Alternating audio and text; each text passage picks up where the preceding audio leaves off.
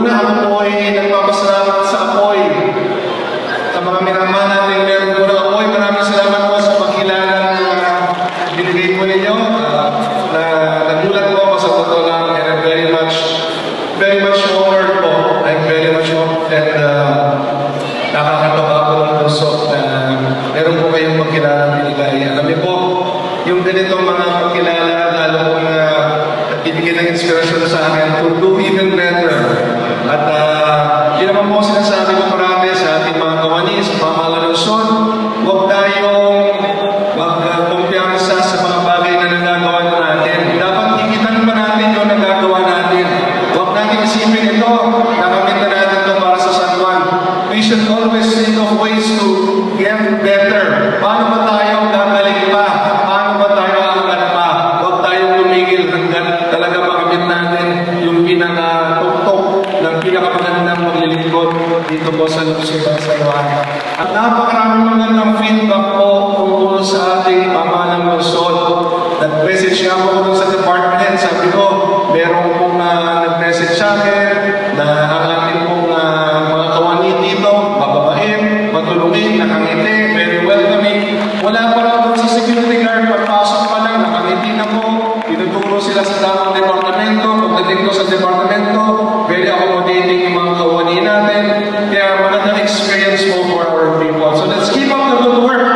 Tuloy-tuloy lang po tayo sa ating pagiging matulungin, mapagit, accommodating. Tandaan nyo, malaking bagay yung dumating yung mga constituents sa atin, nakasmile tayo, di ba?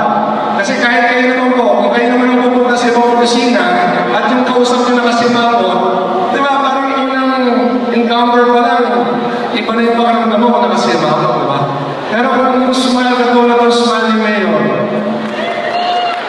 di ba, kailangan always smiling, always accommodating, because that simple smile will make people feel comfortable already. Simula pa lang, di ba? Kaya yung pag-accommodate mo sa mga mamamayan ay nagsisimula sa isang kunting ngiti kapag sila po ay pumasok sa ating tanggapan. So yun po ang aking payo. As your mayor, I will always try to be the best example possible. I'm not perfect. Hindi ko po sinasabing perfect ako.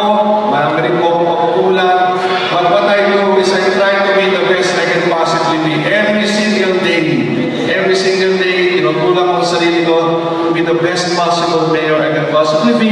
Kasi gusto ko po, pag may matapos sa ating pagiging mayor, pag magkasumbong tayo, good memories po ang maalala nyo sa akin. Hindi yung, ako, buti na lang tapos si mayor, di ba? Dapat ang naaalala na iyo ko sa inyo ay naging maayos po tayo, lalo-lalo na nagsamahan dito po sa pamahalang Luzon sa loob po ng siyang taon. At proud to say po, dito sa San Juan, wala tayong ghost project. Wala tayong ghost project. At tayo po natin sabihin ni Kong Bel sa inyan na lahat ng proyekto po nilalaan, both from the national government and the local government, walang multo dito sa San Juan. Walang multo. At kung meron ng mga multong gusto bumalik, huwag na natin payagan bumalik yung mga